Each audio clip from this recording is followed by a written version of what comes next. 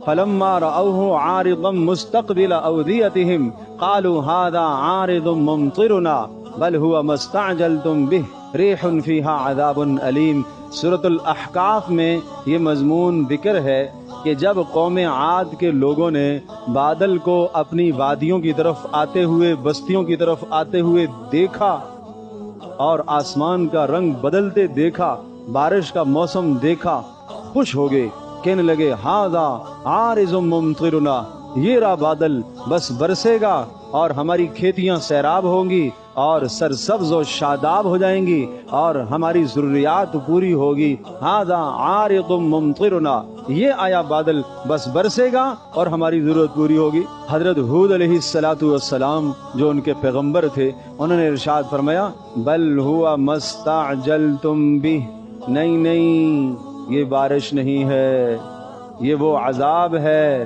جو تمہارے گناہوں کے نتیجے میں آ رہا ہے۔ ریح فیہا عذاب علیم، اور دیکھنے میں تو تمہیں بادل نظر آ رہا ہے، لیکن اس بادل کے اندر تیز اور تند آندھی ہے، اور یہ آندھی کے اندر اللہ کا دردناک عذاب چھپا ہوا ہے۔ تدمر کل شیء بامر ربہا فاصبحوا لا یری الا مساکنہم۔ کیا ارشاد فرمایا؟ جب وہ آندھی آئی اور عذاب کی شکل اور عذاب کا نمونہ اس قوم عاد پر آیا تو اس آندھی نے زمین سے ہر چیز کو اکھیڑ دیا۔ تدمر کل شیء بامر ربہا، درخت بھی اکھڑ گئے، محلات اور مکان بھی اکھڑ گئے۔ فاصبحوا لا یری الا مساکنہم، سب کے سب ختم ہو گئے۔ اللہ پاک نے اس تیز اور تند ہوا کو سخرہا علیہم 7 لیال و 8 ایام حسوما فتر القوم فیہا سرعا، 7 راتیں 8 دن مسلسل اس ہوا کو قوم عاد پر اللہ نے مسلط کیا، اور اس قوم عاد کو اس ہوا نے تباہ و برباد کر دیا۔ سب کے سب زمین سے اٹھے فضاؤں میں، اور فضاؤں میں پھر آپس میں ٹکرائے، انسان، جانور، درخت آپس میں ٹکرا رہے ہیں۔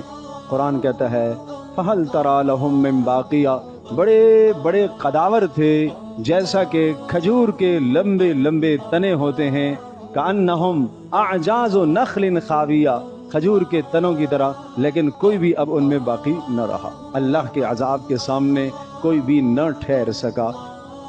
پیارے پیغمبر صلی اللہ علیہ وسلم کو یہ قوم عاد کا منظر یاد آتا تھا، اس لیے آپ ہوا کے وقت جب ہوائیں چلتی تھی تو آپ علیہ السلام اس لیے پریشان ہو جاتے، اور جب بارش مکمل ہو جاتی اور عافیت کے ساتھ بارش ہوتی تو آپ علیہ السلام پھر خوش ہو جاتے۔ تو حضرت عائشہ رضی اللہ تعالیٰ عنہ کے پوچھنے پر آپ نے یہ حوالہ نقل فرمایا۔ تو ہمیں اس سے کیا پتہ چلا کہ جب بھی بارش کا موسم ہونے لگے، ہوائیں اور آندھیاں چلنے لگیں، تو جیسا رسول اللہ صلی اللہ تعالیٰ علیہ وسلم اللہ کی طرف رجوع کرتے تھے، اسی طرح سے ہمیں بھی اللہ کی طرف رجوع کرنا چاہیے۔